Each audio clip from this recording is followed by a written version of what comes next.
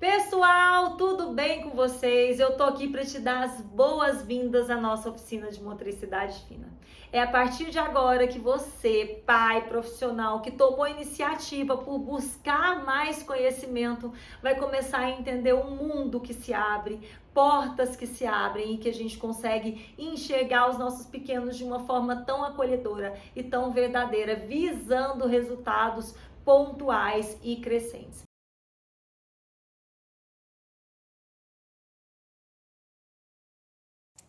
A gente conseguiu várias conquistas, né? Que a gente considera todo avanço uma conquista.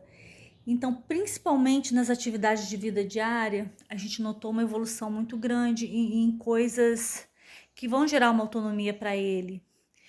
Tipo, ele está se alimentando melhor porque ele segura melhor o talher, ele destranca a porta, porque também é interesse dele, né? Ele destranca a porta, ele consegue se vestir melhor, ele abre a torneira para lavar as mãos, ele tá conseguindo segurar a escovinha para escovar o dente.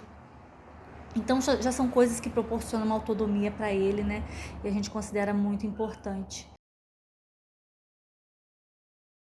Uma das coisas mais legais que eu aprendi na oficina e que fez toda a diferença aqui em casa com o meu filho, com o Rafael, foi que eu aprendi a corrigir postura, ver se estava certinho, porque eu aprendi bastante coisa, coloquei em prática, porque aqui em casa o Rafa tem bastante dificuldade com a escrita, né? Bastante dificuldade mesmo, e a gente já conseguiu superar vários desafios. E a postura, a pega, a maneira com que a gente vai estruturar uma atividade, isso foi uma coisa que ninguém nos ensinou. Eu aprendi na oficina com a Amanda, então é uma das coisas que eu mais aprendi e gosto muito da maneira com que ela passa isso para as mães. A gente tinha muitas dificuldades, tanto com estereotipias quanto desregulação mesmo. E todo o acompanhamento por supervisão online que a Amanda faz, que realmente mudou aqui em casa, foi primeiro o meu pensamento, né? Que eu achava que, não que era impossível, mas eu via muita, grande dificuldade em ensinar ou em dar modelo para uma criança pequena. Eu consegui já ajudar a minha filha, que tem um problema, era mais grave, agora nem tanto, de coordenação motora fina.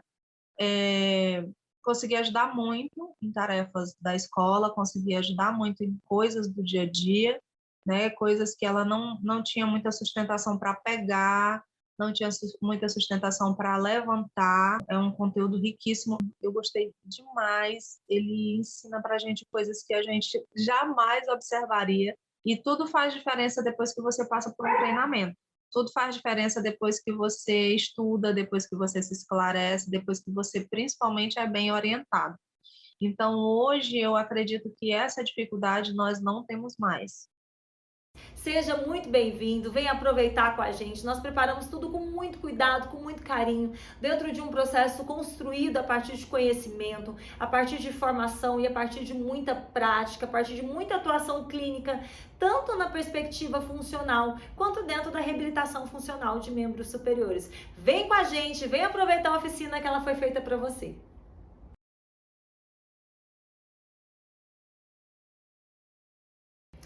Eu tô aqui para te contar o que você vai aprender com a nossa oficina de motricidade fina. Qual é realmente a essência de tudo isso, por que nós chegamos até aqui e como a gente pode transformar aquilo que é tão limitante, aquilo que é tão frustrante na sua criança em possibilidade de aquisição verdadeira de funcionalidade. Sempre que eu converso com os pais, sempre que eu recebo uma família, isso em toda a trajetória da minha carreira, quando eu optei mesmo por fazer isso da minha vida, sabe? Quando você olha para sua frente, enxerga um caminho e fala, é isso que eu quero fazer, quando você se encontra, eu sempre me encontrei com a motricidade fina também. No entanto, que foi a minha primeira formação, né? Minha primeira especialização foi em reabilitação funcional de membros superiores, por entender que é através da nossa movimentação, da nossa destreza, que eu consigo exteriorizar tudo aquilo que eu sinto. E junto das nossas crianças com desenvolvimento atípico não é diferente. Cada pequeno que eu recebo com uma limitação na coordenação motora fina, eu enxergo um sofrimento muito grande. E por vezes eu carrego essa dor junto comigo, por entender, por vivenciar em vários casos, com muitas crianças. Eu me lembro no comecinho de um dos meus primeiros casos, né, onde eu realmente me deparei, eu olhei para o pequeno e vi, meu Deus, o tamanho disso tudo para essa criança. Uma família que veio de muito longe, de muito fora, de muito distante, achando que a criança tinha uma dispraxia, tinha uma limitação global, tinha uma neuropatia, tinha algo que poderia ser muito grande, muito gigante dentro de todo esse processo neurológico, e que vieram assim com muito sofrimento. Uma criança de 2, 3 anos que dava pulos para sair de distante de uma mesinha, por exemplo. Eu sempre falo isso para vocês, por isso que eu bato muito pé em todos esses pontos que nós definimos para a oficina. Eles são muito verdadeiros. Eu costumo brincar com vocês que é o meu feijão com arroz. É aquilo que eu sei que faz a diferença para os pequenos. E essa família veio no começo dessa caminhada, da minha caminhada como TO, apresentando um sofrimento tão grande, uma dor por achar que aquele pequeno não era capaz, que poderia ter alguma lesão neurológica séria. Até então eu trabalhava com neurologia, gente, tenho 15 anos de carreira, né?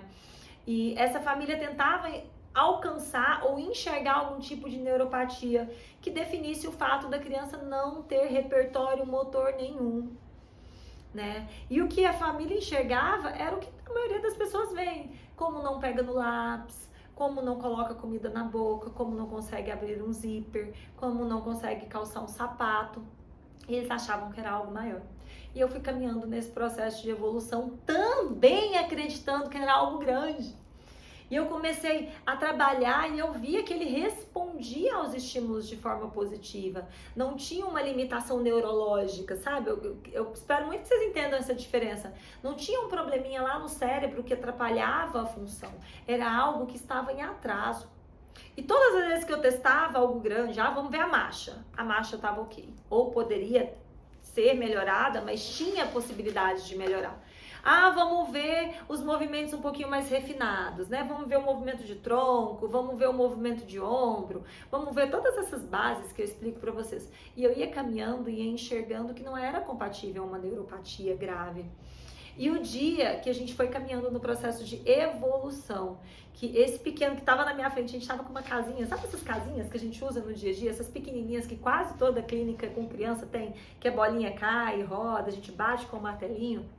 Na hora que eu entreguei o martelo na criança, depois de um tempo de terapia, 1, 2 meses, que ele pegou o martelinho e ele bateu na casinha e ele fez aquele movimento que todo mundo achava que era impossível, que ele não ia fazer nunca na vida se ele tivesse uma neuropatia, e que eu enxerguei que aquilo era uma limitação de motricidade fina tão grande, que mostrava para ele que ele era tão incapaz, que ele fugia tanto, eu decidi que era isso que eu queria fazer na minha vida. Ele se frustra muito rápido quando é uma coisa que ele não gosta. Como fazer algo que eu possa adaptar dentro de casa. Por exemplo, assim, se eu deixo ele, eu falo para ele, tira a roupa para tomar banho.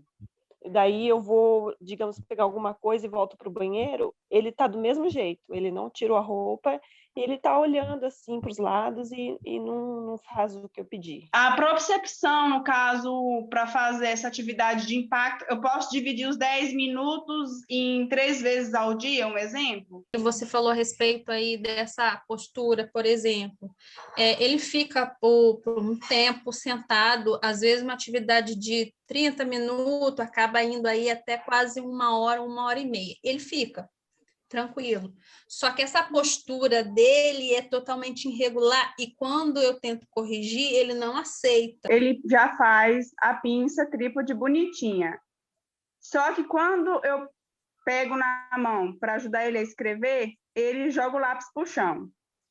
Eu decidi que eu poderia verdadeiramente auxiliar esses pequenos, poderia verdadeiramente fazer a diferença e construir um repertório motor que pode ser treinado, que pode ser trabalhado e que dá resultados. É por isso que nós estamos aqui e é isso que você vai aprender. Transformar essas necessidades funcionais em potencialidades realmente concretas. Gente, eu queria ter a oportunidade de te contar um pouquinho da minha história, de explicar para você por que nós chegamos aqui, por que para mim é tão importante ter você agora empenhado nesse processo, realmente com a gente nessa oficina, sabe? De forma muito verdadeira e muito íntegra. Bom, eu escolhi a terapia ocupacional há 15 anos atrás, 15 não, né? 15 é de carreira, há quase 20 anos atrás, 19 anos atrás, por acreditar na função humana, por acreditar naquilo que pode produzir resultados, por acreditar que a independência, a autonomia é realmente aquilo que a gente deseja alcançar em qualquer fase da vida que a gente possa estar.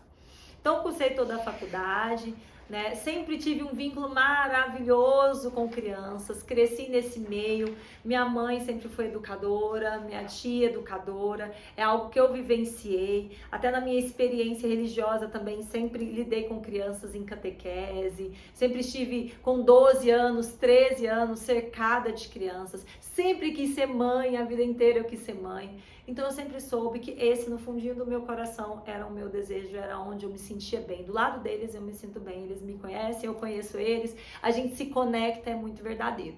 Então eu já saí da faculdade sabendo que na pediatria eu me jogava mesmo. Na pediatria eu me entregava e não tinha medo, não tinha receio, eu queria sempre mais, eu queria sempre ajudar dentro de todas as minhas possibilidades, eu não tinha medo de errar e começar novamente, eu não tinha medo de ser verdadeira com eles, e foi isso que eu sabia que eu queria isso.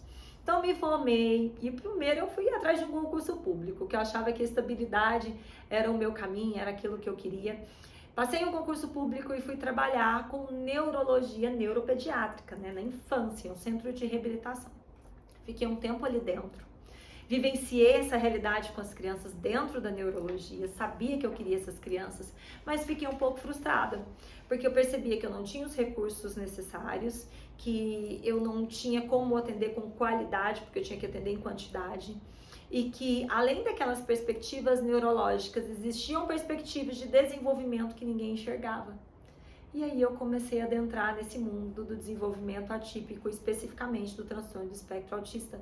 E comecei a perceber que toda aquela realidade que não era enxergada pelas outras pessoas existia e estava ali. E de alguma forma eles me demonstravam alguma necessidade também que ninguém estava conseguindo acolher. Então, já conhecia um pouquinho da integração sensorial, comecei a pesquisar um pouquinho mais a fundo, me decidi, fui fazer uma formação internacional, porque eu com certeza queria oferecer o melhor, uma formação completa, que não foi fácil para ser realizada, é um curso que ainda é muito caro, na época era mais caro ainda, que a gente não tinha acesso, eu não tinha uma língua fluente no inglês, então eu tinha que procurar uma instituição que trouxesse os profissionais aqui para o Brasil, o que seria mais oneroso ainda, o que me custaria viagens, né? E, enfim, é isso que eu queria fazer da minha vida, comecei a traçar esse objetivo, comecei a estudar cada vez mais sobre autismo, comecei a fazer formações, especializações, comecei a aprofundar nas neurociências, concluí a certificação internacional e comecei a caminhar em um processo para atender esses pais dentro de uma instituição que pudesse oferecer um serviço de qualidade. E é isso que eu tenho feito com o passar desses anos. Fundei o Instituto Amanda Vilela, né? Essa instituição que, além de oferecer atendimento clínico, oferece formação e oferece um acompanhamento para a vida, que pensa na casa, que pensa na escola, que pensa em como esse ser está se sentindo com o mundo, que prepara ele para realmente evoluir de forma íntegra. E sou muito agradecida a Deus e pelas pessoas que são direcionadas no meu caminho. É um pouco de tudo isso, vivo essa missão de vida e sei que tô só no comecinho, viu? Gente, o que eu enxergo em todo esse universo de coordenação motora fina, que é a maior dificuldade que a gente tem? Aonde que é realmente a grande limitação que as crianças apresentam? E no que o seu filho, que não tem a coordenação motora fina, está perdendo de forma muito significativa e que você, por vezes, não observa? Sabe quando a criança não consegue realizar as atividades sozinha? E dá aquela frustração nos pais? Porque por vezes os pais têm que fazer pela criança. Sabe aquela criança que quando nasce você espera, eu vou cuidar dele ali 1, 2 anos, tem aquela necessidade fisiológica tão grande, né? Eu vou dar banho nele, eu vou dar comida para ele, eu que vou ter que pentear o cabelo, eu vou ter que vestir a roupa. No nosso inconsciente, enquanto pai, enquanto mãe, isso já vem com um tempo definido. A gente já espera que isso vai acabar. Nós esperamos que os nossos filhos vão ficar autônomos, independentes. Daqui a pouco ele começa a andar sozinho, eu não tenho mais que carregar. Daqui a pouco ele começa a comer sozinho. Eu não tenho mais que parar a minha refeição para dar a comida dele. Daqui a pouco ele começa a dormir sozinho. Daqui a pouco ele escova o seu próprio dente, ele calça a sua própria roupa. Ele consegue ter mais autonomia e com o passar dos anos ele vai aprender a ler e escrever, ele vai ser alfabetizado, ele vai ficar inteligente, ele vai crescer, vai virar um adolescente, um adulto, vai para a faculdade, vai sair de casa, eu vou ficar sozinha de novo. É para isso que a gente se prepara na vida. A grande dor que eu vejo é quando esses marcos não são alcançados. E a coordenação motora fina, independente da condição do autismo do seu filho, pode prejudicar nesse processo. Aí sabe o que acontece? Uma sobrecarga e uma culpa muito grande dessas famílias. Por que que até hoje eu tô tendo que escovar o dente dele? Por que que até hoje eu tenho que parar o meu momento de refeição para dar comida na boca dele? Por que que até hoje ele não consegue vestir sua própria roupa sozinha? Por que que até hoje, na hora de escrever na escola, estão todas as crianças sentadinhas, bonitinhas, fazendo a tarefinha e o meu tá rasgando, não consegue nem pegar no papel? Por que que nas reuniões de pais eu sou o único que não tenho que agradecer de forma verdadeira pelo que meu filho tem alcançado? Muito pelo contrário, eu tenho que lutar para que a escola enxergue o meu filho de forma verdadeira. A deficiência na construção da coordenação motora fina limita a funcionalidade do indivíduo, gera sobrecarga, gera culpa, gera muito sofrimento. E se para você, pai e mãe, isso é difícil, para o seu filho é muito mais. Não é à toa que ele evita essas atividades, não é à toa que ele joga esses recursos no chão, não é à toa que ele não quer ver o papel, não é à toa que na hora que pega um lápis ele chora, ele espernia na hora que você senta ele numa mesinha. Isso para ele é um sofrimento, não é só para você. Essa é a maior dor das nossas crianças e das nossas famílias. E é por este motivo que a nossa causa é tão nobre e a gente decidiu montar a nossa oficina de motricidade fina de forma tão prática e positiva para vocês. Bom, diante de todas essas dificuldades que nós sabemos que as nossas crianças que têm limitação de coordenação motora fina apresentam, eu posso te garantir que essa oficina é aquela luzinha do fim do túnel que você tanto esperava.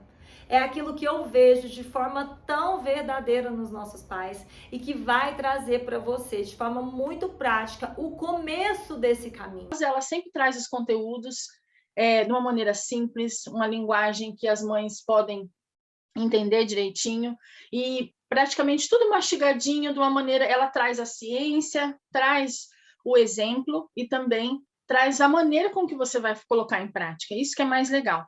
Ele tem muita dificuldade, mas desde o início, acompanhando muita coisa sua aí, eu acho que ele já conseguiu evoluir muito, graças a Deus. Outra coisa assim que eu achei fantástico é que ele desenvolveu o gosto de pegar o lápis, né? No momento a gente está usando o pincel, mas ele está gostando de pegar, porque antes ele tinha uma versão, e agora além de estar fazendo a pinça, já fazendo a pinça correta, ele está gostando, e isso para mim vale muito, porque eu consigo chegar a outros estímulos com ele, né? Porque aí ele aceita as outras coisas, porque ele desenvolveu gosto. Então foi muito bom isso, é uma coisa que eu tenho dado muito valor. Amanda, por onde eu começo a melhorar a coordenação motora fina do meu filho que nem pega no lápis? Por onde eu começo a melhorar essa coordenação motora fina com o meu filho que não sabe nem calçar o sapato sozinho, que não sabe comer sozinho? É por aqui que você começa, por isso que esse é o nosso primeiro momento. É a nossa primeira aula, é o nosso encontro. É aqui que nós começamos a te mostrar que existem sim técnicas, treinamentos fundamentados em muito conhecimento que se associa à prática e que traz de forma verdadeira e próxima de você uma solução e uma possibilidade de melhorar sim as possibilidades de evolução do seu pequeno. Gente, na prática mesmo, no que essa oficina vai te ajudar? Sabe na realização daquelas atividades básicas de vida diária que seu filho está tão distante ainda? Sabe aquela adequação da escola que você não sabe nem por onde começar? Sabe aquela vida social que você deixou de ter, que a sua criança não consegue interagir com outro na escola? A oficina de motricidade fina começa a construir para você uma nova possibilidade. Começa a trazer essa realidade para a vida da criança. Se for necessário adaptações, você vai olhar para sua criança agora e você vai enxergar as bases necessárias para que ele possa realmente alcançar algo a mais do que o que ele tem hoje de repertório. É você começando a entender o seu filho com outro olhar, com outra possibilidade que reflete em tudo ao seu redor. Reflete na possibilidade dele de interagir socialmente, reflete na possibilidade de você ter mais liberdade, mais qualidade de vida dentro da sua casa, reflete também na possibilidade dele não ter atrasos pedagógicos, ou da gente reduzir esses atrasos pedagógicos dentro da escola, ou seja, tudo aquilo que a gente espera para uma criança de forma normal e natural. Aqui você vai começar a enxergar o seu filho dentro de um contexto com muitas possibilidades.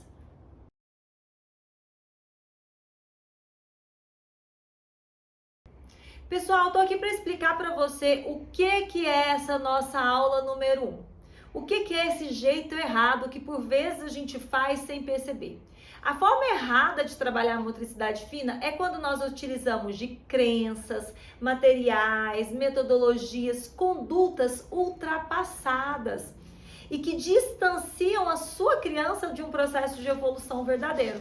Então, nessa aula número 1, eu vou te pontuar tudo que está errado. Tudo que eu vejo na minha prática, com toda a minha experiência, que os pais acabam fazendo e que é realmente um fator que prejudica a criança nesse momento. Então é sobre isso a nossa primeira aula e é dentro desse contexto que eu preciso que você se enxergue, que você veja o que você tem feito dentro desses 10 tópicos que tem atrapalhado a sua criança. E a partir de agora, parou, hein? Você não vai fazer mais. O jeito errado é para que você reconheça e pare de cometer esses erros que podem nos atrapalhar.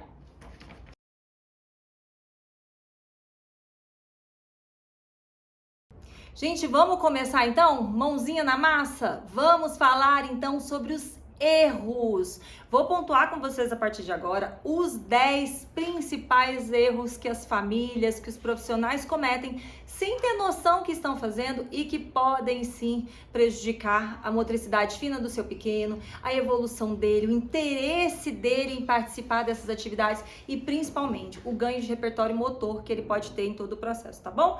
Então, pensando no nosso primeiro erro, eu quero que você entenda que existem algumas bases necessárias de modulação da criança.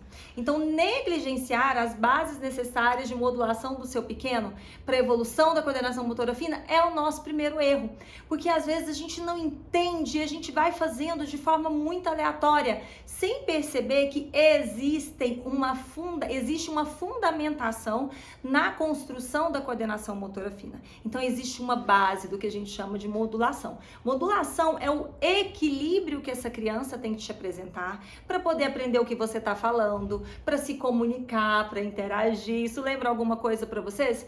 Isso mesmo, para a base necessária para o desenvolvimento do transtorno do espectro autista, para que a gente possa alcançar graus de funcionalidade, é necessário que o seu filho esteja modulado, que o seu filho esteja equilibrado em qualquer que seja a área que você quer trabalhar. Mas aqui na motricidade fina, isso é mais importante ainda. E às vezes a gente não se atenta. Dentro dessas bases que são negligenciadas pelos pais, pelos profissionais, tem alguns detalhezinhos que a gente vai falar. Entre eles, a nossa integração sensorial. Se você não entende qual é o perfil sensorial da sua criança, lembrando que nós temos lá as nossas 7 viazinhas tão importantes. Se a sua criança está desorganizada com a luz que está aqui perto, com o movimento que ela está fazendo, com toda essa perspectiva sensorial da audição, com a necessidade, uma agitação motora muito grande, se você tenta apresentar uma coordenação motora fina sem saber que a sua criança precisa ser regulada, você está negligenciando uma base sensorial fundamental. Então, quem me segue, por favor, é só parar um pouquinho, dar uma olhadinha no nosso feed, porque tá lindo. O que a gente fala sobre integração sensorial como a protagonista da intervenção é realmente o nosso ponto de partida. Negligenciar a integração sensorial é um erro muito grande. Trazer também a ausência de informação dessas bases motoras também está dentro do processo de negligenciação. Então, quando a gente pensa que um pai que vai trabalhar uma coordenação motora fina não não tem consciência do que é a força muscular, do que é a amplitude de movimento, do que é um tônus muscular, de qual postura certa você precisa ter com a sua criança, quais são os movimentos necessários, qual que é a altura da mesa, da cadeira. Essas também são bases muito necessárias para se ganhar uma coordenação motora fina. Se você não sabe, se o seu filho tem um planejamento motor, por exemplo, para subir uma escada, para subir numa plataforma, para conseguir chutar uma bola sozinho, isso também faz com que você esteja negligenciando as bases necessárias. Então, não entender de coordenação motora ampla é uma forma que nós temos de negligenciar. Nós negligenciamos também quando nós oferecemos adaptações desnecessárias. Pode ficar calmo, tranquilo, que a gente vai falar sobre tudo isso nessa oficina. Mas eu queria muito que nesse primeiro erro você enxergasse que para alcançar a coordenação motora fina do seu pequeno, existem algumas bases e nós vamos falar sobre elas. Por exemplo, quando a gente pensa lá na rotina que a gente também não estrutura de forma adequada, quando eu não entendo que essa criança tem que ter um nível de compreensão do que eu estou oferecendo, então negligenciar as bases como motoras, integração sensorial, rotina, habilidades e autonomias, compreensão é um erro muito grande dos pais.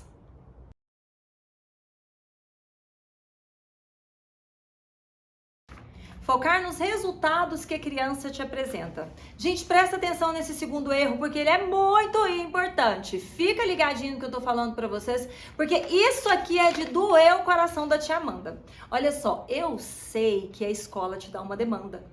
Eu sei que a vida te dá uma demanda. Quando você vê o filho do seu amigo conseguindo comer sozinho, quando você vê o filho do seu amigo calçando um sapato que o seu não calça, vestindo uma blusa que o seu não veste, escovando os dentes, que você tem que segurar o seu para escovar, não é verdade? Comendo de um jeito que a sua criança jamais comeria. Eu sei o quanto nós somos exigidos com isso no dia a dia. Eu entendo isso, é meu dia a dia, eu compreendo o que vocês sentem nesse momento.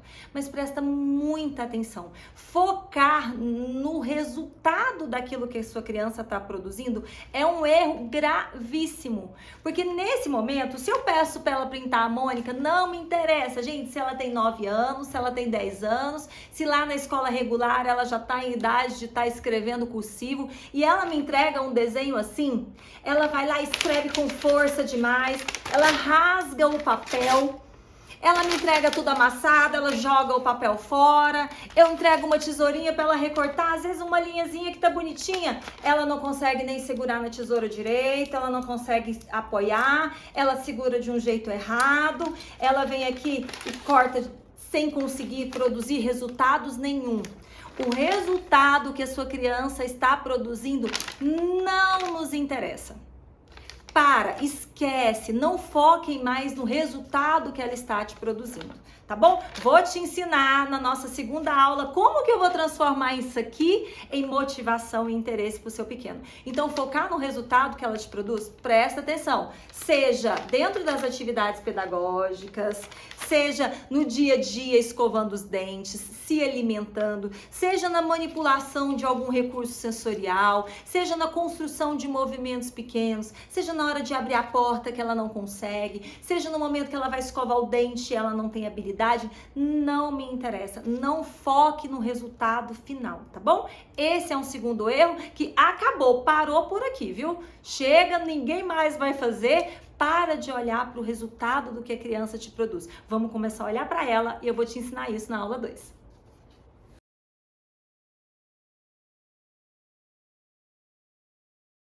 Gente, vamos lá para o nosso terceiro erro, muito importante. Agora você vai se concentrar muito aqui, viu? É polêmico, mas eu tenho compromisso com vocês e preciso começar a trazer essas informações de formas assim muito forte para vocês e que realmente pode fazer diferença. Utilizar metodologias ultrapassadas no processo de aprendizagem. É algo muito muito sério que acontece hoje em dia com muita recorrência. E infelizmente, por vezes, nem a sua escola tem consciência de como ela está errando, nem você tem consciência. Porque quando a gente vai comprar os materiais para as nossas crianças, por exemplo, os nossos materiais escolares lá, não está escrito na prateleira, esse está errado e esse está certo. O que é vendido pra gente de forma comercial é o que é colorido, o que tá mais em conta. Por vezes nós somos levados como consumidores a olhar para aquele material e não enxergar a sua criança utilizando ele. No nosso mundo de desenvolvimento atípico, no nosso mundo de uma criança que não evoluiu de forma motora, nessa coordenação motora fina, de forma típica, nós temos que ter um olhar diferente, tá bom? Ó, presta muita atenção. Se você chegou até aqui, é porque certamente o seu filho precisa de ajuda na coordenação motora fina. Então, algumas mudanças elas incomodam mesmo, algumas mudanças elas geram polêmicas, e toda vez que a gente constrói novos paradigmas, toda vez que nós trazemos informação de qualidade, nós nos confrontamos com aquilo que nós recebemos como referência. Então pensa aqui comigo, as crianças de hoje em dia são as mesmas crianças que você era na sua infância? Eu falo muito isso para vocês. Né? A forma como nós corremos, a forma como nós pensamos, a forma como nós nos relacionamos, a forma como você insistia com seu pai para brincar na rua, a forma como você olhava para o colega e enxergava um mundo de possibilidades, a forma como você comemorava de dormir na casa do amigo quando a mãe e o pai deixavam. Comigo era assim, eu adorava dormir na casa das minhas amigas. A forma como eu aprendia na escola. Será que tudo isso é a mesma forma, o mesmo jeito, as mesmas possibilidades, o mesmo contexto que as nossas crianças vivem hoje? É claro que não. Olha para o que eu estou apresentando para vocês hoje. Olha a tecnologia que nós usamos hoje. Olha o acesso à informação, à comunicação que nós temos hoje. Tudo isso torna essa nova geração em uma perspectiva muito diferente daquilo que nós recebemos como referência de aprendizagem. Dentro da metodologia de oferecer novos conteúdos, de construir o saber, também temos diferenças. A forma como a sua criança aprende hoje, com autismo ou sem autismo, com transtorno do processamento sensorial ou não, não é a forma como você aprendeu. Então a forma como você vai ensinar também tem que ser diferente. Eu falo muito isso para os pais, eu falo muito isso para os profissionais, eu falo isso com muita insistência para os educadores. Com o tempo nós vamos construindo, nós vamos aprendendo, nós vamos evoluindo enquanto sociedade, enquanto comunidade, e nós vamos aprendendo em espécie também a nos refinar, né? A nos adaptar, a evoluir, a construir novos conceitos. E erros muito comuns da nossa aprendizagem são propagados e propagados até hoje para o seu filho. E por vezes o seu filho que tem autismo, ou o seu filho que tem um transtorno do processamento sensorial nu e cru, ou às vezes o seu filho que tem uma dificuldade só na coordenação motora fina, ele não vai conseguir produzir as respostas que você espera, que nós já falamos que é errado. Ele não vai ter repertório e suporte adequado para conseguir realmente evoluir se a gente utilizar essas técnicas ultrapassadas, essas metodologias ultrapassadas. Então, separei aqui, ó, eu vou falar bem a verdade para vocês, destruir algumas cartilhas que ainda estavam guardadas aqui nas minhas coisas, para começar a construir esse olhar que nos liberta, esse olhar que traz, sim, aquele peso no coração. Quantas vezes eu escutei das mães, Amanda, como eu tava errando. Nossa, é uma culpa, né, que a gente carrega para tudo.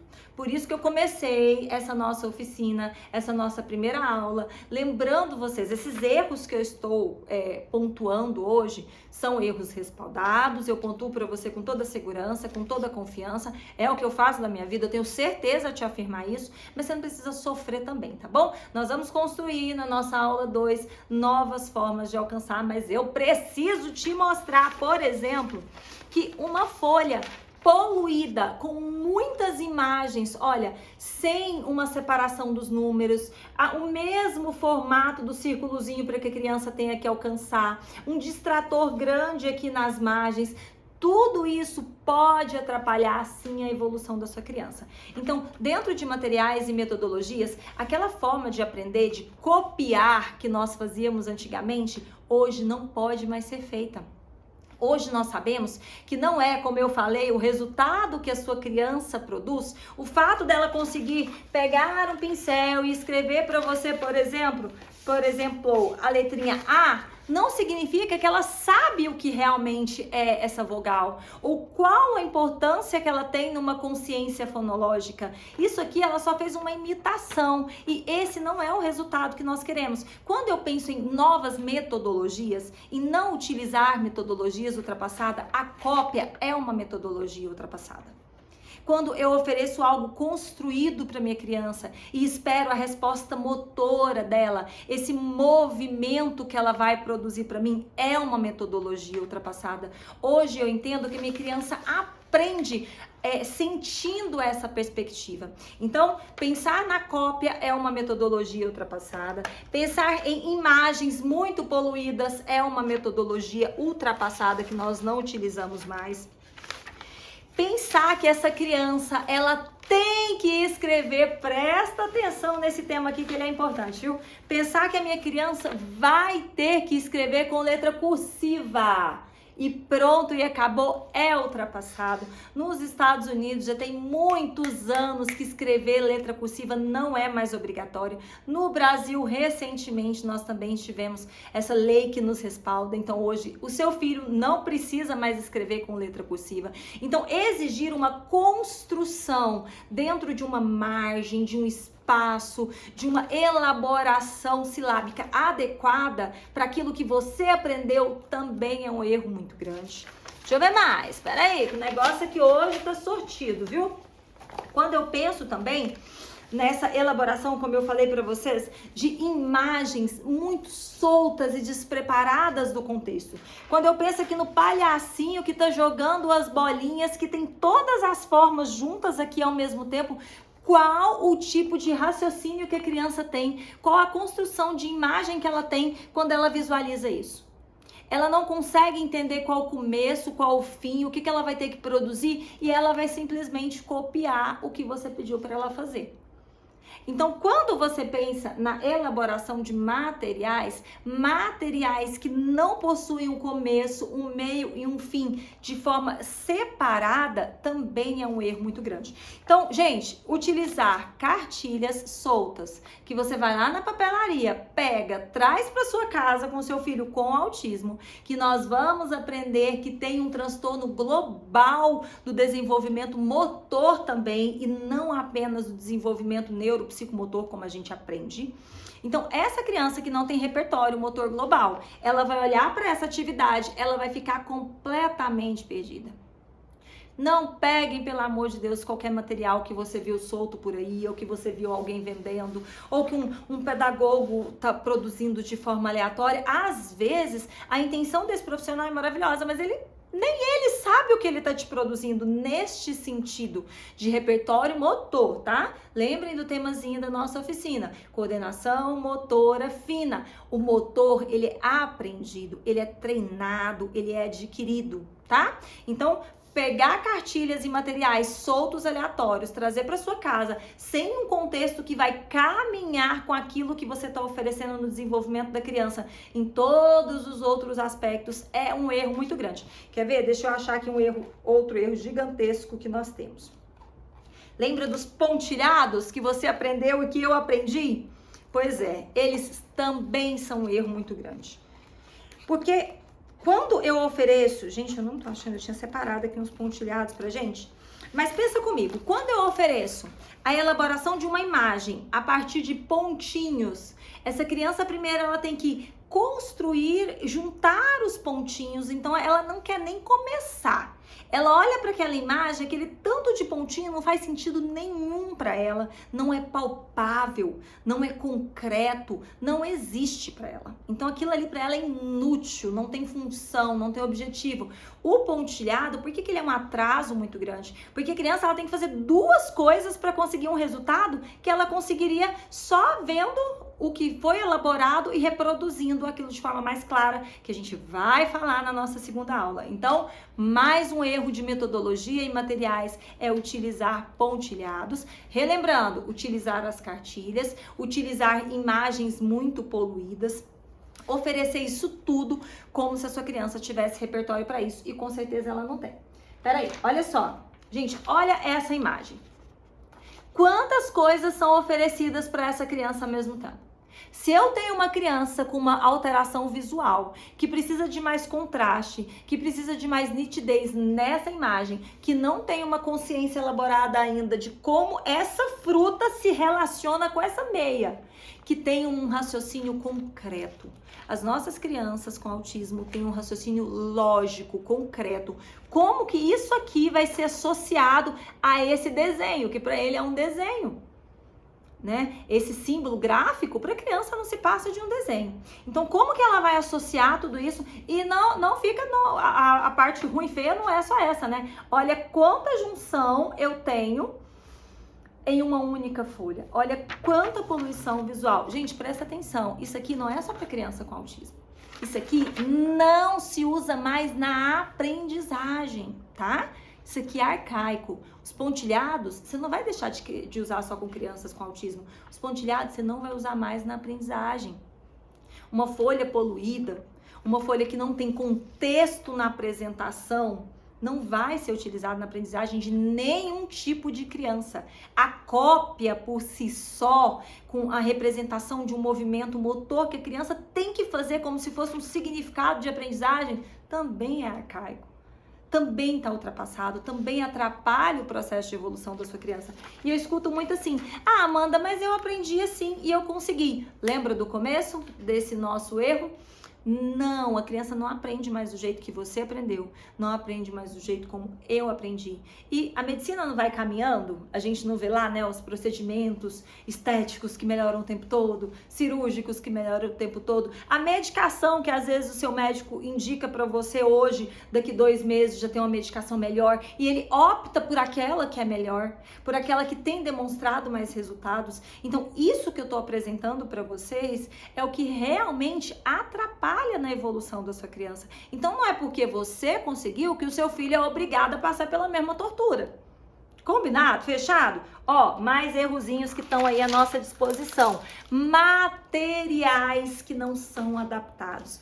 Quantas vezes a gente utiliza isso e obriga a sua criança que não tem nem controle, às vezes motor, que não tem força, que não consegue, por vezes, nem realizar o mínimo de movimento necessário de abrir e fechar a mão, sustentar um pezinho leve como esse, por exemplo, construir isso dentro de um processo funcional. E eu obrigo essa criança que, por vezes, não consegue subir uma escada, não consegue ir no equipamento suspenso, não tem repertório para brincar num parquinho, até que vim aqui segurar num pincel fininho como esse e mais produzir uma resposta como um desenho que eu espero que ela faça. Então, materiais também estão inapropriados, também estão inadequados, também estão ultrapassados.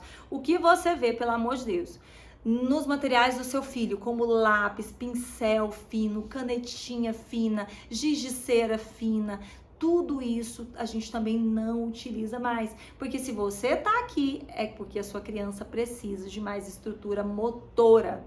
E esse tipo de demanda para uma criança que não tem pré-requisito só atrapalha a minha evolução. Então, ó, sabe aqueles lapisinhos de cor? Fininhos que eu usei, que você usou, eles atrapalham a sua criança. Vou mostrar para vocês na próxima aula como que a gente vai transformar isso em acerto. Mas isso aqui é, sem dúvida nenhuma, um erro muito grande.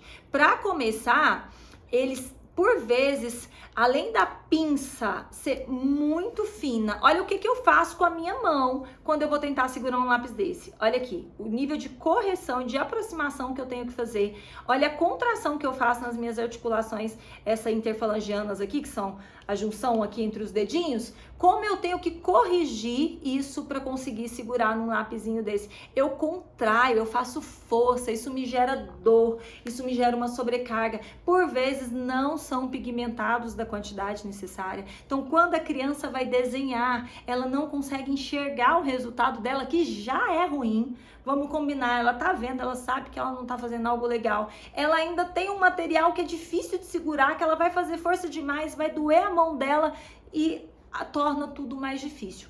Outra coisa, gente, às vezes a gente se apega muito aos hiperfocos das crianças. Em coordenação motora fina, o hiperfoco da sua criança, ele vai servir para redirecionar e contextualizar a aprendizagem dela, mas não pode ser item, por exemplo, para você escolher um material. Não escolha um material da sua criança, pedagógico, escolar, pelos hiperfocos. Ou seja, se ela gosta de palhaço, vou comprar só de palhaço. Se ela gosta de unicórnio, vou comprar só de unicórnio. Porque ela vai olhar para o unicórnio e vai querer utilizar. Se ela não tiver um repertório motor adequado, isso aqui pode estar pintado do que ela mais desejar no mundo, que ela não vai querer pegar, porque ela não vai se sentir bem com o resultado final dela. Então não se apeguem aos materiais que tem todo aquele mundo, né, de dinossauros, de carrinhos, de letras e números que a gente conhece, porque isso por vezes pode me atrapalhar e ser um distrator no processo de construção e concentração da criança naquela atividade que eu estou oferecendo e que é tão necessária.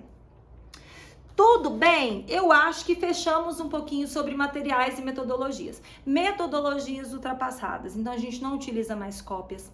A gente vai falar sobre isso na nossa segunda aula também. Mas lembra que se o seu filho não está evoluindo na construção dessa aprendizagem, em qualquer fase que ele estiver, seja na educação infantil, seja no processo de alfabetização ali até o 3º ano, seja no Fundamental 2, aonde quer que seja que o seu filho esteja, seja você que atende um adulto lá na faculdade, não me interessa. Se ele não está evoluindo nesse processo, se ele não constrói uma aprendizagem significativa, a metodologia que está sendo utilizada pode ser arcaica demais. Ou pode ser rígida demais, tá? Algumas metodologias são muito rígidas para as crianças. Então, quando eu apresento símbolos soltos, aleatórios, e eu espero que a criança me demonstre uma resposta gráfica, isso não é representação de aprendizagem, tá bom? Combinado? Esse é o nosso erro de metodologias e materiais inadequados.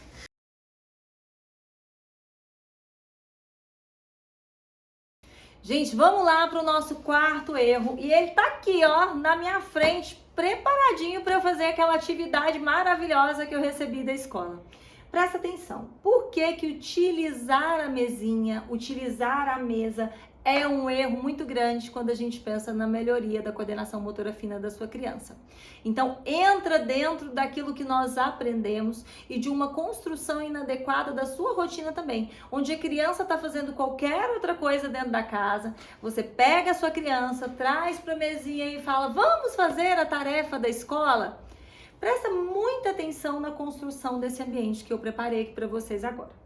Quando eu trago a minha criança para essa referência de material, de ambiente, olha a limitação que isso aqui oferece para minha criança.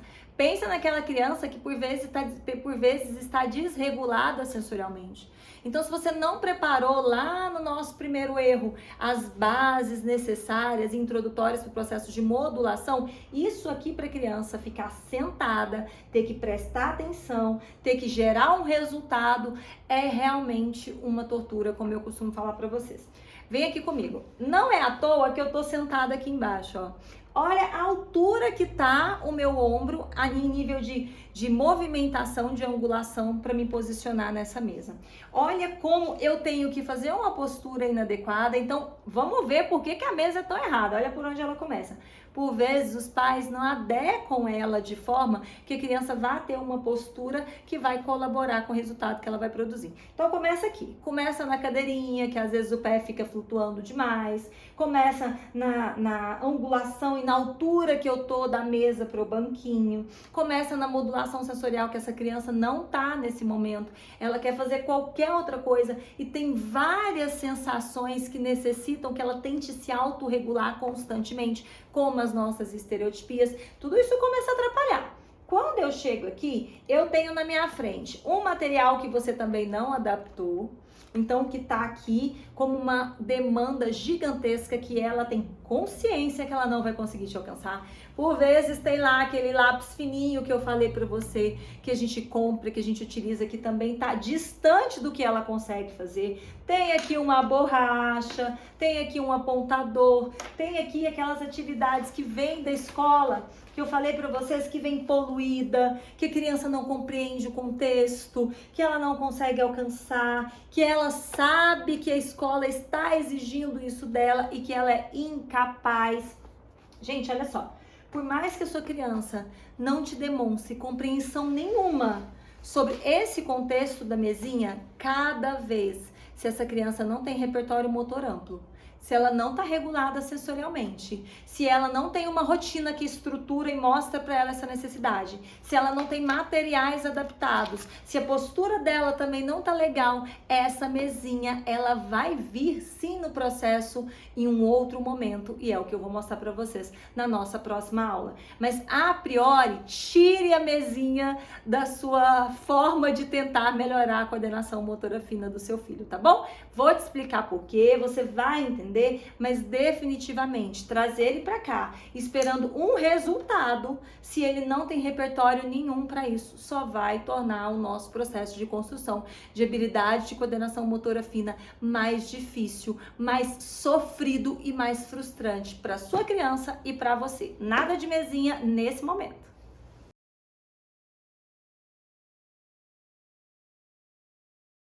Gente, vamos lá para o nosso quinto erro. Se prepara, que é algo que vocês usam muito e que a partir de agora você não vai mais usar, porque você sabe que você tem informação suficiente para isso. Utilizar adaptações, principalmente para melhorar as pinças e preensões das crianças, sem uma orientação de um profissional e, acima de tudo, sem ter oferecido para essa criança oportunidade de construir uma movimentação de forma natural e realmente adquirir esse movimento de pinça e preensão de forma certa. Pensa comigo, a minha mão tá no meu antebraço, meu antebraço tá no meu braço tá no meu ombro e o meu ombro faz parte de um corpo. Então, é um erro gigantesco oferecer adaptação querendo já construir uma movimentação que essa criança ainda não tem. Principalmente se o seu filho não tem aquelas bases que nós falamos de forma mais antecipadas, amplas, fundamentais, necessárias. Separei aqui algumas adaptaçõezinhas. Eu não tenho muitas, confesso para vocês, porque a adaptação a gente vai usar em último plano e depois eu vou explicar tudinho para vocês, para que vocês possam ter uma consciência melhor de tudo isso. Ó, muito comum, o tal do prendedor. Eu já falei que prendedor é para prender roupa. Alguns prendedores a gente utiliza sim no processo de construção dessa movimentação intrínseca aqui, dessa pinça pouco a pouco, que é o que a gente mais espera e depois eu vou explicar melhor. Mas tem que ser prendedores mais selecionados. O que a gente vê hoje é realmente os prendedores que vêm lá da roupa e que às vezes tem uma tração muito grande, muito distante. O meu já tá um pouquinho melhor, ó, o meu tá um pouquinho mais facinho. Mas como que é muito utilizado o prendedor de forma inadequada e é orientado de forma inadequada? Vocês vêm aqui com um lápis fino, que eu já falei que a gente não vai mais utilizar. Os pais prendem e fazem com que a criança segure nele assim, tá bom? A gente não utiliza o prendedor se eu não sei se é realmente indicado para minha criança e se ele não vai favorecer uma pinça certa, porque como vocês podem ver, ele não favorece uma pinça certinha e adequada, tá bom? Prendedorzinho, um erro muito grande que todo mundo comete, a maioria comete. Outra coisa, esses adaptadores que a gente compra, principalmente que a gente compra nesses sites aí de fora, eu nem tenho, tem um famoso aí que tem 3 bolinhas assim, porque antigamente se achavam, e muitos profissionais hoje ainda acham isso, pro desespero do meu coração, que a forma certa de se segurar era colocar os 3 dedinhos aqui junto. Lembra? Ou todos os dedos aqui junto. Quem nunca viu uma pinça dessa sendo feita por aí? Esses adaptadores que utilizam os 3 dedos aqui junto na mesma postura também são muito errados. Então isso aqui é muito comum e mais esses outros que eu falei. Quer ver um outro erro que vocês cometem bastante sem querer, sem perceber? Pegar aquele lapisinho fino que seu filho tem em casa e engrossar ele com alguma estrutura. Às vezes a gente vê as famílias utilizando EVA, vem cá, enrola o EVA ao redor do lápis.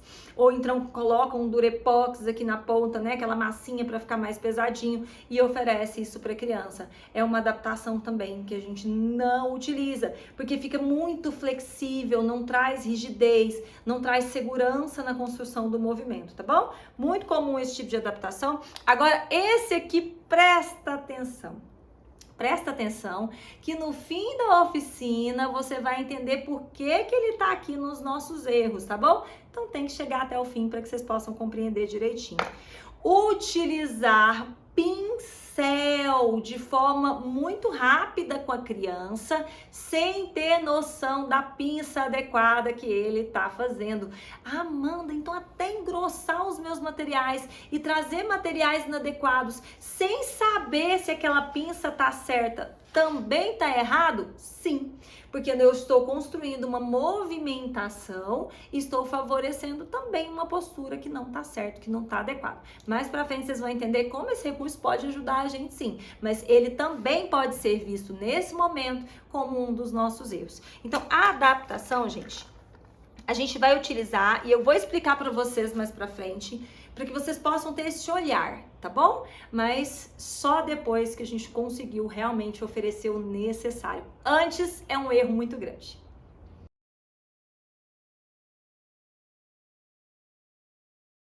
Gente, nosso sexto erro, ele é muito importante e muito sério. Não favorecer ou não identificar a lateralidade da criança. E é muito difícil mesmo, é um temazinho que a gente vai falar também mais pra frente, vocês vão começar a ter consciência. Mas por que que é um erro muito grande? É isso que eu preciso que vocês enxerguem nesse momento. Essa história de que, deixa ele pegar com a mão que ele quiser, é um erro gigantesco. Nós temos aí uma janela de idade para que a criança construa ou defina essa lateralidade. Nós sabemos que ela já nasce com isso estruturado, qual hemisfério ali do cérebro que é predominante. E é isso que vai facilitar a construção da movimentação bilateral, que é o que eu sempre falo para vocês, o que eu sempre digo para vocês. Por que que é um erro muito grande? Porque quando eu penso na construção do movimento, um membro faz uma função, outro membro faz uma função. Quando eu ofereço algo para essa criança de forma desestruturada, sem conseguir entender de que lado que eu vou oferecer para poder favorecer a aquisição dessa lateralidade, eu estou confundindo ainda mais o meu filho. Eu estou prejudicando ainda mais o meu filho. Pensa comigo, uma criança que tem dificuldade de coordenação motora fina, ela tem dificuldade da consciência corporal que ela estrutura sobre ela mesma. Essa compreensão. Então, quando eu ofereço algo descontextualizado, quando eu não me preocupo em definir essa lateralidade e eu só ofereço lá um talher para ele comer de qualquer lado e uma vez ele vai com a mão, outra vez ele larga tudo e vai com a outra, num ele não tem força, mas ele tenta levar do mesmo jeito, na outra ele tem destreza, mas eu ainda não treinei a força, então é lento, ele não quer fazer porque tá devagar. Essas atividadezinhas simples, como uma alimentação, como um banho, como escovar os dentes, como realmente o ato de escrever. Se o seu filho passou ali dos 2, 3 aninhos, a gente tem que começar a ter uma noção concreta dessa lateralidade. Às vezes ele não sabe te definir, te mostrar isso. Tem crianças que vão mais fácil, vai tudo com a mão direita e com coordenação. E tem crianças que estão confusas, às vezes ele vai com a mão direita, mas é só o membro que ele tem força, não necessariamente a lateralidade. Confundiu tudo aí, né? Vem comigo que mais no finalzinho eu vou explicar muito bem para vocês. Mas é um erro muito grande não favorecer ou não tentar entender qual é a lateralidade da sua criança e deixar ela solta e confusa dentro de uma perspectiva que já é muito difícil.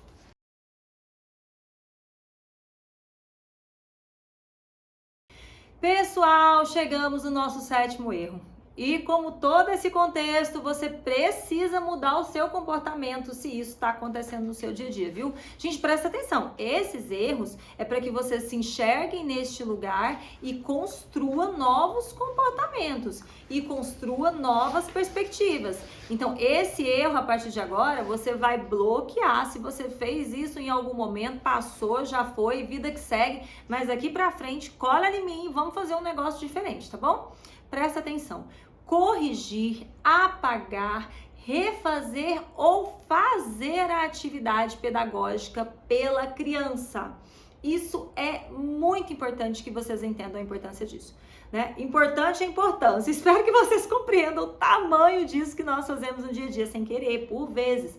A gente sabe que é corrido, a gente sabe que é frustrante, a gente sabe que essa criança não quer entender isso, a gente sabe que a escola te exige que você entregue essas atividades. Já falei para vocês que tudo isso é muito plausível. Mas quando eu penso numa construção verdadeira de coordenação motora fina, de novas habilidades, eu tenho que ser muito sincera e trazer isso de forma muito ampla para vocês. Então, quando a criança produz algo, isso elabora nela um sentimento de tentativa. Quando você vai lá e refaz o que ela fez, por mais que esteja errado, por mais que esteja distante daquilo que você esperava, que a escola esperava, eu estou destruindo a autoestima dessa criança. Eu estou destruindo todo o esforço motor, que eu já disse que é motor, que ela tentou fazer para me produzir uma resposta. Eu estou destruindo a iniciativa, a autoestima. Esses aspectos emocionais estão muito direcionados, muito relacionados.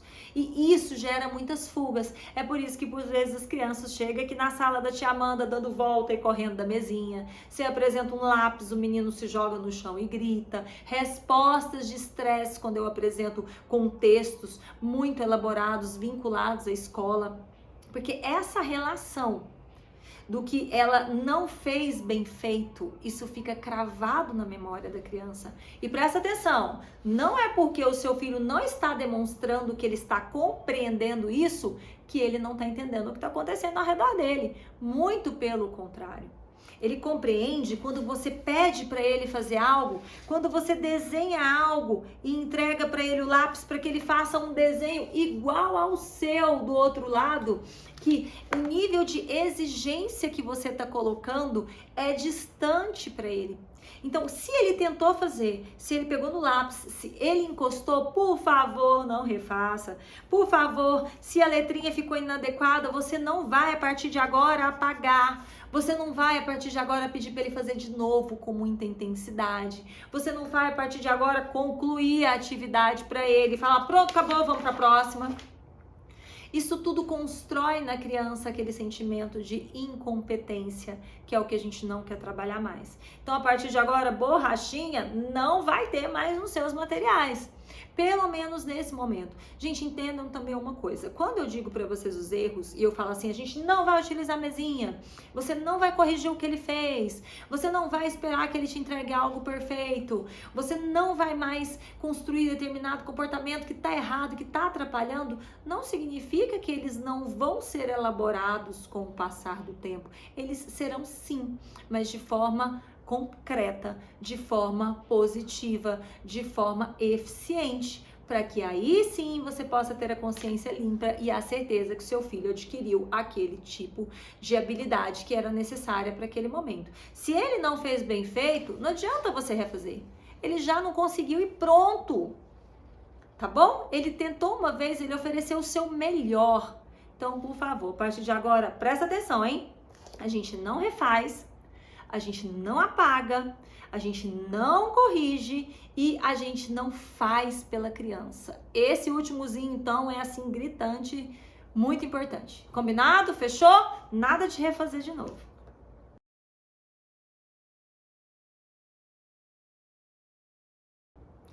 Gente, vamos lá para o nosso 8º erro, hein? Tá caminhando? O que você tá achando? Se enxergou no meio de tudo isso? Porque eu me enxergava muito antes no meio de tudo isso. Quando eu pensava, quando eu vejo os pais fazendo, são coisas concretas que eu enxergo todos os dias, em todos os vídeos que eu faço consultoria, em todos os momentos de supervisão profissional, inclusive. Esses errozinhos aí é o que estão mais gritantes e o que eu tenho que ensinar com muita frequência para as famílias, para os profissionais. Então, espero que você também esteja se enxergando no meio de tudo isso. O nosso 8º erro também é muito importante. Não ensinar as pinças e preensões adequadas para a criança no dia a dia. Por que que isso é tão gritante? Presta atenção. Cada recurso que você utiliza no dia a dia, o seu corpo, ele tem um nível de estrutura anatômica para suportar determinado peso, para realizar determinado movimento. Isso tem a ver com a nossa construção óssea, muscular, os nossos tendões, os nossos nervos. Todos nós temos uma estrutura anatômica para realizar os nossos movimentos, a forma como nós ficamos confortável naquele movimento. Dentro da nossa coordenação motora fina, isso é chamado de preensões, que é os movimentos maiores, e pinças, os movimentos menores. Se a minha criança realiza determinado movimento e eu não ensino para ela o jeito certo de ser realizado, a produção e a execução da atividade, ela fica seriamente comprometida. A força que ela vai executar fica seriamente comprometida, o rendimento, a permanência dela na atividade é comprometida, o resultado que ela vai produzir é comprometido, todo o desempenho dela é comprometido e ela sente muito com isso. Mas é um receio que os pais têm com muita frequência. Como que eu vou corrigir? Como que eu vou adequar? Isso a gente vai falar na nossa próxima aula. Mas presta atenção. Todas as vezes que seu filho utilizar algum recurso que envolva essa movimentação, principalmente de ombro, cotovelo, punho e mão, você vai olhar para ele de uma forma diferente. E se você não está corrigindo, esse é um erro gigantesco. Porque alguns movimentos que precisam de preensões maiores, elas precisam estar preservadas para que ele possa ter uma função adequada. Quando eu penso, por exemplo, também nas pinças, né? Tudo aquilo que ele tem que fazer, que ele tem que pegar. Se o seu filho está segurando de forma adequada, inadequada, isso acontece muito, e você não corrige, a produção que ele vai te dar naquele momento da atividade também está errada. Né? No caso da tesoura, como a gente vê pinças e preensões inadequadas e os pais permitem também. Um erro muito grande que nós cometemos. Voltei com o pincel, ó. Quando eu ofereço um recurso para minha criança e eu não corrijo a preensão que ela está realizando de forma estruturada, por mais que o recurso possa me auxiliar de forma positiva, naquele momento ele também está me prejudicando.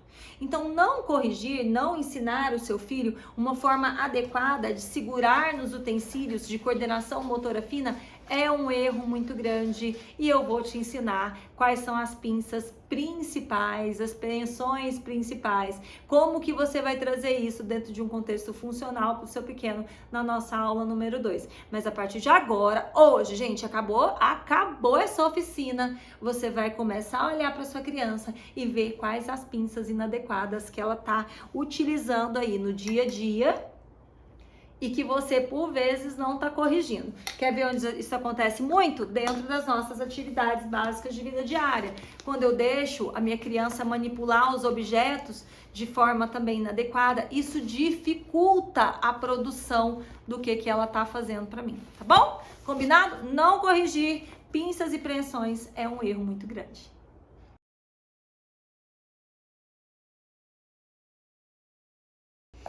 Pessoal, chegamos no nosso 9º erro. E presta atenção aqui no que eu vou falar para vocês, porque esse vai lá no coração. Esse é muito sério e esse a sua escola provavelmente está fazendo com o seu filho sem você saber. Você está fazendo sem a intenção. E definitivamente é assim, 10 passos para trás que nós estamos dando quando a gente tem esse tipo de atitude, e principalmente é um sofrimento que eu tô causando nessa criança, assim, uma judiação total. Presta muita atenção. Expor a criança a qualquer tipo de teste, comparação ou avaliação que gere uma classificação. Conversa comigo. Essa criança não consegue produzir mais do que ela está fazendo. No entanto, se o seu filho, se o seu aluno não tem uma deficiência intelectual associada, ele percebe quando ele está sendo ridicularizado, ele sente que ele não alcançou o seu objetivo, ele sofre, ele se entristece. E exposição de algo que ele sabe que ele não está conseguindo fazer é muito difícil. Porque gera nele aquela sensação de estar sendo consolado porque ele é ruim naquilo. Vocês entendem a seriedade disso? Tá vendo aquele cartaz lá atrás? Ele tá aqui só hoje para mostrar para vocês. Quantas vezes você já chegou na escola do seu filho e viu lá, na entrada da sala, por vezes um varalzinho com vários desenhozinhos com o nome da criança escrito embaixo? Quantas vezes papai e mamãe você olhou e viu que o do seu filho era um dos piores? Era o que tinha menor repertório, era o que estava mais distante da realidade, ou era aquele que no fundo você sabia que não tinha sido ele que tinha produzido. Presta muita atenção. Quando eu gero qualquer tipo de classificação, de exposição daquilo que você não faz bem, definitivamente você não vai querer fazer de novo, você não vai querer tentar de novo. E olha, não é só na escola que esse erro acontece não, viu? Não é só lá no varalzinho. Nós também assumimos uma postura quando a gente tenta auxiliar a nossa criança que é muito séria. Quando você diz assim, ó, pinta aqui a maçãzinha pra mim que eu sei que você dá conta. Deixa eu ver se você consegue. Faz aqui igual a mamãe vai fazer, ó. Eu vou pintar, eu como desenhista sou uma ótima terapeuta, viu? Eu vou pintar aqui e você pinta rapidinho, porque você tem movimentação para isso. E a sua fica ali dentro de uma margem, tudo bonitinho, certinho. Agora vamos ver se você dá conta? Aí a criança vem aqui, faz assim, você fala, ah, mostra lá pro papai o tanto que você fez lindo. Olha que lindo que você fez. E eu tenho um modelo distante daquilo que era para ser produzido. Ninguém tem orgulho disso. Por mais que o seu filho demonstre não estar entendendo o que está acontecendo ao seu redor, ele entende sim, ele compreende sim, e da próxima vez que você apresentar qualquer papel para ele, qualquer recurso, qualquer iniciativa, definitivamente ele vai fazer uma fuga justificada, tá bom? Então não exponha mais as crianças em avaliação, né? Todo esse processo de avaliação, ele também é muito polêmico. Porque nós sabemos que quanto menos a criança ter que se enquadrar em um perfil, melhor é pra gente, para que a nossa sociedade aprenda a lidar com as diferenças. Então, não façam mais classificações, exposições, ou não demonstre mais para essa criança o nível de insatisfação ou de incapacidade, porque ela já sabe, combinado? Muito, muito importante falar sobre isso com vocês.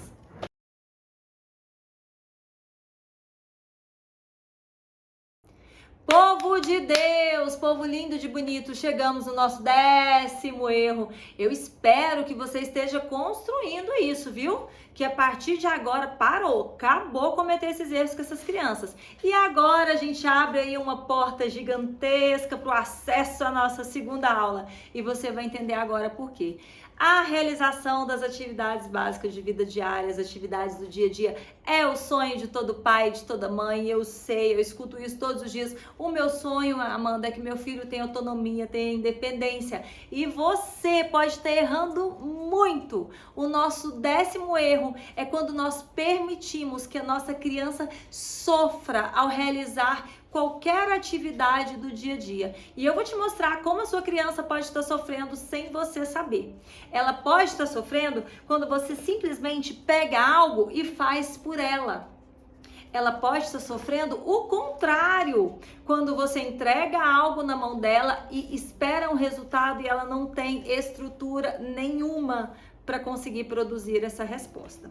Por vezes, nós esperamos que a criança construa algum tipo de habilidade vinculada ao dia a dia sem ensinar esses movimentos de forma adequada.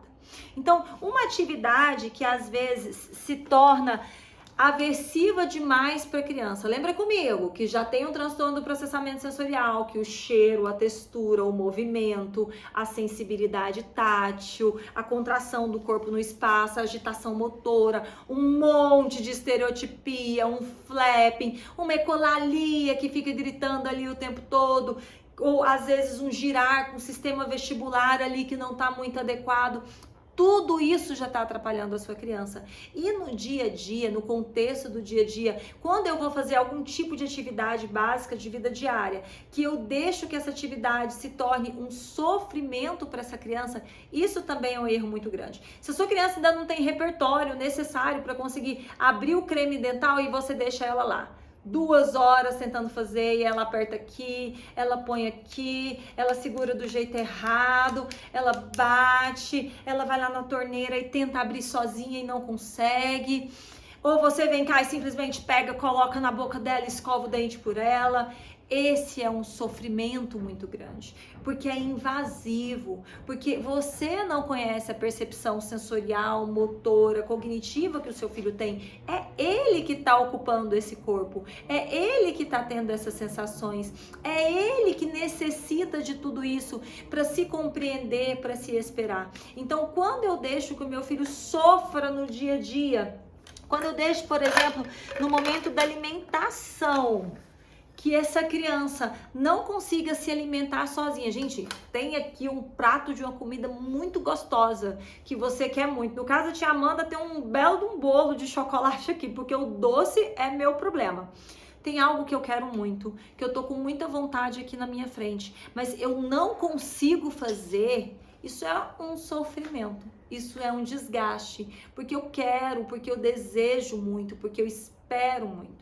Então não permita que a sua criança sofra com atividades longas demais, com recursos que às vezes não estão adaptados para ela, que ela ainda não tem repertório para construir, ou que às vezes ela não consegue fazer por si só, ou um botão de uma blusa que você manda ela, às vezes uma bermuda que você coloca no seu filho com um botãozinho muito apertado, ou com um cintinho, e ele quer ir no banheiro, e ele tem que desabotoar aquilo é um sofrimento. Uma roupa que ele quer fechar, mas ele não tem condição, porque tá tudo inadequado, tá pequeno demais, tá difícil demais, tá pesado demais para ele. Isso tudo gera sofrimento. Isso tudo faz com que ele não queira ter autonomia, e é uma grande justificativa também para a criança pegar na sua mão e te arrastar para os lugares, para a criança não tentar pegar, por exemplo, a sua própria água no bebedouro sozinha, porque é muito mais fácil para ela, que não tem repertório motor, entregar o copo para você, ou só apontar, ou te arrastar até no copo e dar um grito para que você entenda o que ela quer, porque é um esforço que eu tenho que fazer para pegar o recurso, trazer até a minha boca, um tempo, uma deglutição, uma postura, um intervalo. Tudo isso demanda muito. Quando você deixa que seu filho, por exemplo, penteie o seu cabelo lá de qualquer jeito, ou que você torna esse pentear muito sofrido para ele, com muita dor, puxando demais, os banhos, como nós vemos crianças sofrendo durante o banho, banhos longos demais, com aquele chuveiro barulhento, com aquele vaso sanitário que mais parece um monstro para ela, com aquela água que fica pegando, com aquele cheiro de todos aqueles materiais que ela não gosta, que ela tem ânsia de vômito, que ela fica tonta. Toda essa exposição sensorial com sobrecarga, sem demanda e sem capacidade de realizar os movimentos necessários, sem conseguir se encontrar, se localizar, sem essa consciência do corpo no espaço, atividades longas, sofridas, sem materiais adaptados, é de fato um sofrimento para as crianças. Tudo bem? Agora, a partir desse 10º erro, eu vou começar a te dizer que na nossa próxima aula, diante de tudo isso, eu tô aqui cercada de material, como sempre, né, gente? Eu termino aqui entupida de coisa. Diante desse 10º erro, na nossa próxima aula, nós vamos falar dos acertos.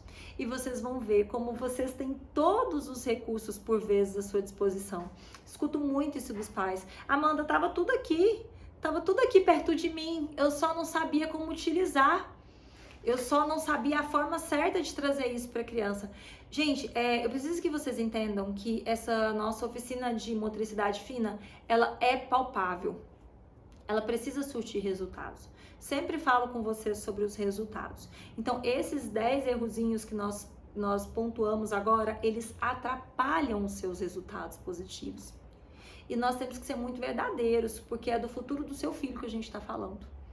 né? E aqui a gente não brinca, aqui a gente tem que ter muita responsabilidade, aqui a gente oferece conhecimento e a gente oferece respaldo para que você seja um colaborador, para que você possa participar de forma ativa, porque vocês sabem que, como eu sempre falo, ninguém ama mais os nossos filhos do que nós mesmos, ninguém mais faz por uma criança do que um pai e uma mãe, e quando a gente tem empatia pelo outro, a gente tenta fazer coisas assertivas. Então, esses errozinhos que nós pontuamos, eles precisam começar a ser corrigidos e a partir de agora as coisas começam a fazer mais sentido para vocês, porque na nossa segunda aula a gente vai falar sobre os acertos. Como que eu transformo tudo isso em acerto?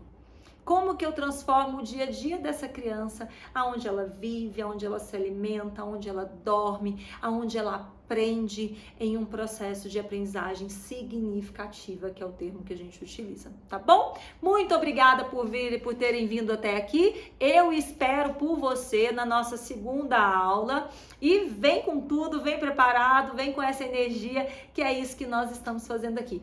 Gente, vamos relembrar aqui então quais são os principais erros que você não vai mais cometer que a gente estudou nessa aula de hoje? Então vamos lá, a partir de agora você não vai mais negligenciar as bases necessárias de modulação e desenvolvimento dessa coordenação motora fina. Você também não vai mais criar expectativas e esperar resultados injustos da sua criança. Você não vai mais levar ele direto para a mesinha achando que esse é o único local e a única forma que ele tem que produzir do seu jeito. Você não vai mais acreditar em metodologias e materiais ultrapassados ou que exigem além daquilo que seu filho é capaz de produzir. Você não vai mais utilizar adaptações de forma desregulada, inadequada, que você compra lá no supermercado, traz para sua casa e quer que o seu filho produza algo desse jeito. Você não vai mais agir como se a lateralidade do seu filho fosse algo que não precisa ser definido ou que pode ser estruturado em qualquer momento da vida. E você definitivamente não vai mais corrigir, refazer ou substituir aquilo que seu filho deveria fazer com autonomia. Você não vai mais deixar de corrigir as posturas, as preensões e as pinças que o seu filho está fazendo de forma errada nessas atividades que envolvem a coordenação motora fina. Você também não vai mais expor a criança a um processo de avaliação, de comparação e de sofrimento por ser comparado com o outro dentro daquilo que ele não sabe fazer bem. E por fim, meu povo, definitivamente, você não vai mais permitir que seu filho sofra dentro da realização das atividades básicas de vida diária, com atividades longas, com algo que é torturante para ele e que principalmente causa, sem dúvidas, um dano muito grande nesse processo de construção dessa motricidade fina. Agora chegou a hora da gente falar sobre a nossa segunda aula. Já que nós entendemos quais são os nossos erros, o que será que vem daqui pra frente, Amanda? Já que eu vi todos os materiais que eu tô usando errado, já que eu entendi que eu às vezes prejudiquei mais o meu filho, gente, agora vem a parte boa. Agora vem aquela parte que a gente deseja, que a gente sonha. Nessa segunda aula a gente vai falar sobre os acertos. A gente vai falar sobre uma forma diferente de você aprender a olhar para sua criança a partir de agora, enxergando em recursos simples, básicos no seu dia a dia, possibilidades de ajudar de forma efetiva o seu pequeno. Seja você um pai, seja você um profissional, na nossa segunda aula ela está recheada de acertos. Ela está repleta de variações, de possibilidades, de novidades para que você consiga compor realmente essa motricidade fina da sua criança de forma assertiva, ajudando, acolhendo, favorecendo todo esse movimento. Mas eu quero te pedir para não te esquecer de confirmar lá no seu e-mail o link para nossa aula número 2, porque é só assim que a gente vai se encontrar e eu espero muito por vocês. O que você achou desse nosso momento? Você acha que tá bacana, tá legal? Eu tô achando tão interessante poder partilhar tudo isso com vocês, trazer esses materiais, abrir essa sala para vocês, enxergar como que dentro da sua casa você pode conseguir coisas legais, mas eu quero te pedir um favorzão assim no fundo do meu coração para ti, Amanda. Vamos começar a participar mais dessa comunidade? Vamos começar a contagiar mais pessoas? Vamos começar a fazer mais comentários lá no feed? Corre lá no feed, comenta, me diz o que você tá achando, me dá seu feedback, me dá sua opinião. Isso é tão importante. Eu sempre digo para vocês que tem mais famílias pra gente alcançar, tem escolas pra gente alcançar. Quantos profissionais trabalham com motricidade fina todos os dias e não tem noção de todo esse conteúdo? Então, por favor, me ajuda, coloque o seu comentário, manda lá o link para mais pessoas. Ó, se você conhece alguém, e muitas pessoas que eu tenho certeza que você conhece, que não tem acesso ainda a todo esse conteúdo, ainda dá tempo deles assistirem a nossa primeira aula. Basta ir lá no link da bio, se cadastrar, que vai ficar disponível. Gente, presta atenção. É online, é gratuito. O que você está esperando para me ajudar a auxiliar mais pessoas? Vem participar com a gente de forma verdadeira. Vamos trazer todo esse universo que pode ajudar tanto essas crianças, em especial as nossas crianças dentro do espectro, que cada vez precisam ser mais bem compreendidas, cada vez precisam ter direito e acesso a uma informação de qualidade, de excelência, para que a gente possa realmente ajudar mais crianças e mais famílias, tá? Eu conto com você por isso. Se você chegou até aqui, se você acompanha o meu trabalho, se você sabe o quanto a nossa comunidade está linda, está contagiante, eu conto com você e te agradeço muito por essa participação e por essa credibilidade. Vamos de verdade para essa luta. Gente, olha só, eu quero nesse momento, para tudo, chegamos no fim da nossa primeira aula, eu estou muito feliz. A cada coisa que a gente vai conquistando, a cada oficina que a gente vai fazendo, a cada aula que a gente vai produzindo, isso vai se tornando maior, a nossa rede vai se tornando mais grande. Obrigada por você ter parado, por ter ficado até aqui, por estar me ajudando tanto a divulgar esse trabalho, por acreditar nessa força, na nossa comunidade, na nossa união, acreditar de verdade que isso tudo dá resultados. Eu espero por você na nossa aula número 2, que tá muito legal, que vem com todos esses acertos, tudo que a gente viu de erro agora, a gente vai transformar em possibilidades. Tô muito feliz por estar chegando até aqui, sei que tem muita coisa pra gente alcançar e vamos com tudo para poder melhorar ainda mais a qualidade de vida dessas pessoas e conseguir alcançar mais famílias.